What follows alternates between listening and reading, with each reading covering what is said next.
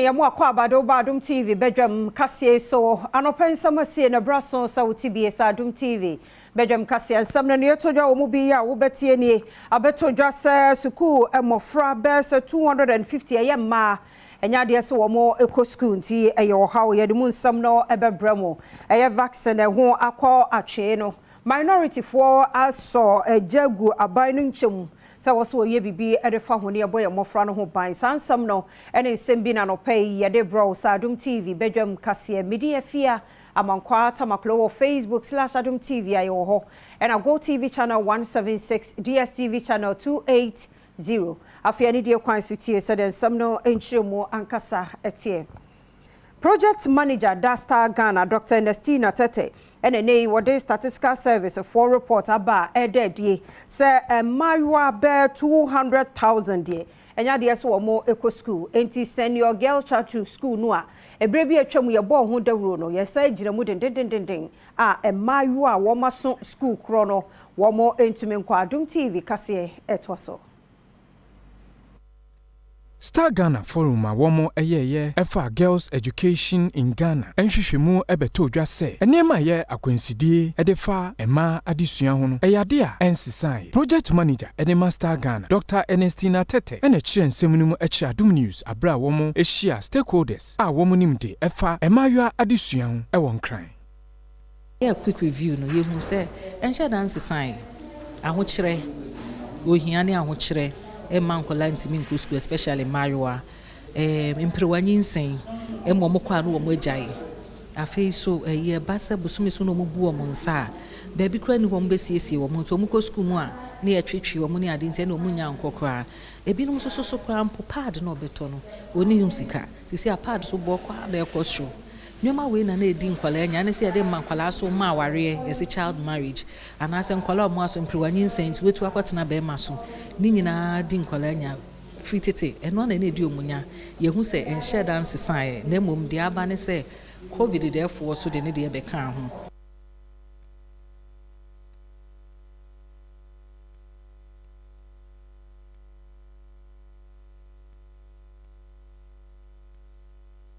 Mento akasia no so na yenkwa yansam foforo mu na eye nkwadanro ya ye wo foforo ye de eso wo ma na ye bo wo mpane aye ho aye den wo my Ghana mu no minority fo hunu ne say disaster eye ade a wosa ban enemanimi ya no wotu ho anamo no hweye ora honorable Kwabena Minta Kando wono ene minority ranking member da health committee no so wono ne nsentwefo adi nkomodin semi etudwa.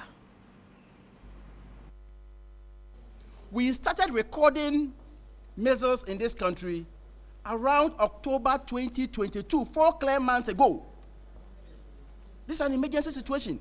And the minister and the government, this is a clear failure of government, have looked on 4 clear months ago. And we still don't have vaccines in our system. I think that this is unpardonable because in the planning for vaccines procurement and its deployment, we are supposed to plan ahead. So, for example, we look at the allocation for vaccines for 2024 in 2023. We look at the vaccines allocation for 2023 in 2022. So why have you run short of these vaccines? Enwechi okade to aso se eyebonesa aso yeyi ede won sabehye won demri fam amabambo pa ne ho akwa atwe e wo mayimu a ede wo haw ebebre emofra. Every child in this country per the 1992 constitution has the right to good health care. I believe that the minister responsible for health and the president, the vice president, they all had the opportunity to immunize their children, including their grandchildren. And somebody created that opportunity. In some jurisdictions, it is even a crime to sit aloof to allow the shortage of vaccines in your country, to look on whilst vulnerable children are getting infected with diseases that can easily be prevented. Den samo to abana nim sankebeya presidential office act no ya kasafa civil service for wo ni ma ho 1992 de no kebeya mpanifo enyina won mo ensesem. Executive Secretary Isaac Bampoado Central Phone share mudi ase no de sansemi atuja. We share Constitution Article 58. Wow. Or see, the executive power vests in the president, and it should be exercised in accordance with provisions in this Constitution. So, we share Ghana Constitution. There is nowhere in the Constitution. Ya trust say Presidential Office Act. Now, yes, our act no when you see the appointee apparatus and guru boys.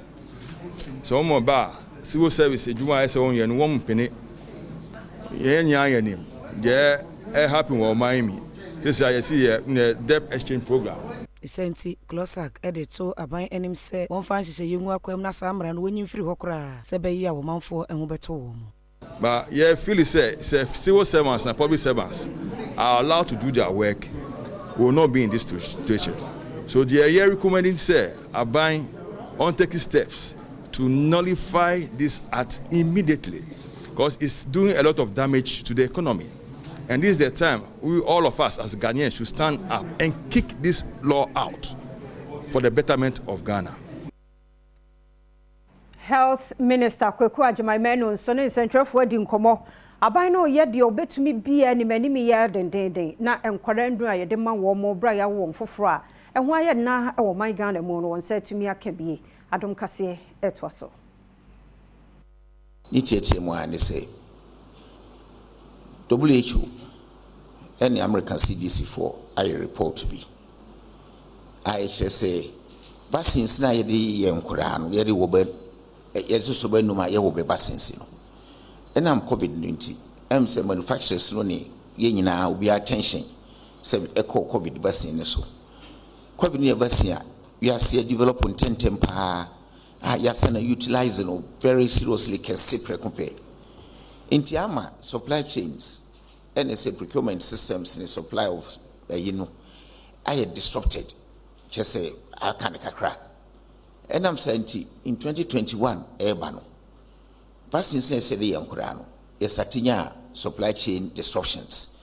Just be order Emma, be why be quiet in rule, assembly. Emma, okay, information, media mysis here. Estimated 9 million cases and 128,000 deaths from measles worldwide. We are seeing now come because of Sanya Madunti. Nkuranya be measles no over 9 million. Emma mube 128,000 efrimu ewuye. Until they are advising Safia COVID Nico form no, mani be anyre no ho, and making sure say yetumia come back on track obebia neo. Ghana yenya shortages anyway. Outbreaks no ebiabaha. But no crepa yuma nipa bi policies in Tibembe Sebeka no cre. Ghana Health Service for any ministry nina. Yenya notice record free any of our hospitals, even including private facilities. Say measles eku akorebia. District Education Director ya wo Garu mention wa Upper East Region Philip Frederick Alele. Ene wode to aban anim se womra district wona school ahodo a wo ho no nkonya eniho we anu fi ho so akade ahodo bi a ema school kɔ nanim ma adesua ne adesere ma ne ema ne muso no eno so to sini e wo ho nti wo sere sanke be ya aban mra emeboa wo. The Ghana Education Service, Garu District, has made gains in enrollment as a result of the expansion of school infrastructure in some communities. The above notwithstanding, the district still grapples with overcrowding in some school communities. People lack access to safe classrooms to learn. Financial situation in some schools are getting worse, and this affects the overall quality of teaching and learning. Kentampo Municipal Hospital, ene esan nkwanhia ya ta koso ewasa kwantempo no so ntino ama ede wo haw ena aba beto apomuden adwumayefo ewo ho no so ne tichu ene wo matena yemu ho samo kire se hospital ho no wankasa mu kura no wo mo ho kire wo mo fi se emergency kura se ne nipa mienu pe ene betumi afa wo mo de wade strato mpanifo anim se wo mra emebo wo can you say the accident way accident this is the third one seeking Tampoa. First one nipa be 50 something and a she water force. Second one be 27 and next 23. The yesterday central government you say through the Minister for Health.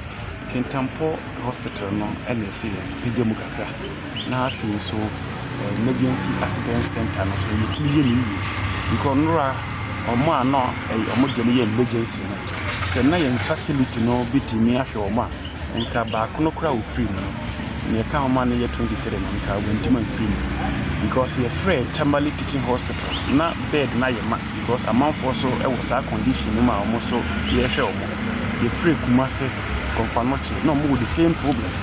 International hospital ama your facility a bit near continue or more na bit near show ma.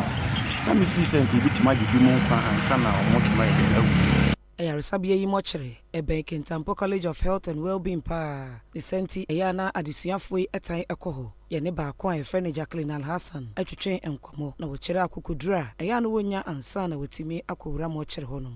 For the city, course that may college, course no.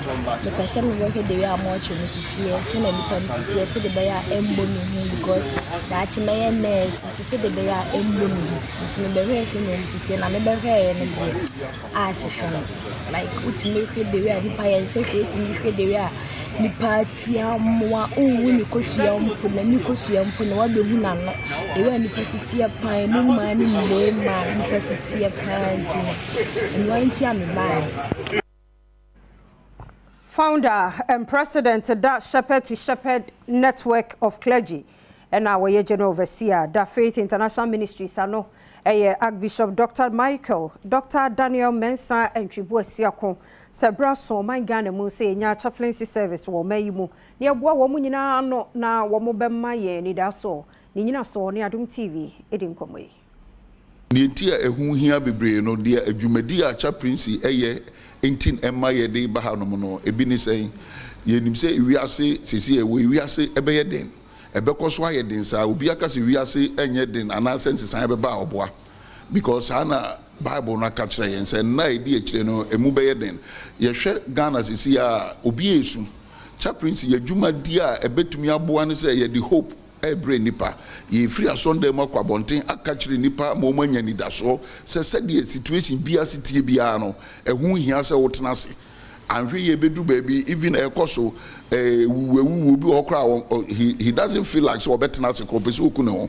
But chaplaincy ye dwumadi nse ye kwa ye betumi akasa kire nipa amomanya nidaso foforo bi se ochena wo ho a nidaso wo ho eno achi oto ansem ne so wechire mu se imposa bambofo ko wo man mo bom homodin ye hwe se atorenchen bisi a wo betumi ayentema so ano no nimde ne nchecho asofo wo man mu ewo no ebo ma se obi mpo na mo ha obi mu a omotumi de ne fa kasa kire mu ma ne pakro no ho eto no the entire clergy no ebe get involved say your skills ene ye disua no e different kakra from security agencies no ukọ soldier mu ana police a omo wo chaplaincy wo eno no kire say dem di ka omo ya sofo omo ahumobro wo mu more than physical soldier enti no say yesu ye banas asofo nyina come together ye ne police any soldier ni nyina ye adwuma together ye no mu nyina ba bia ye bedru a din so ye kasa ye tu nipa fo ye advise nipa ye man nipa counselor ye tumi chichire wo mro no na ye nya bam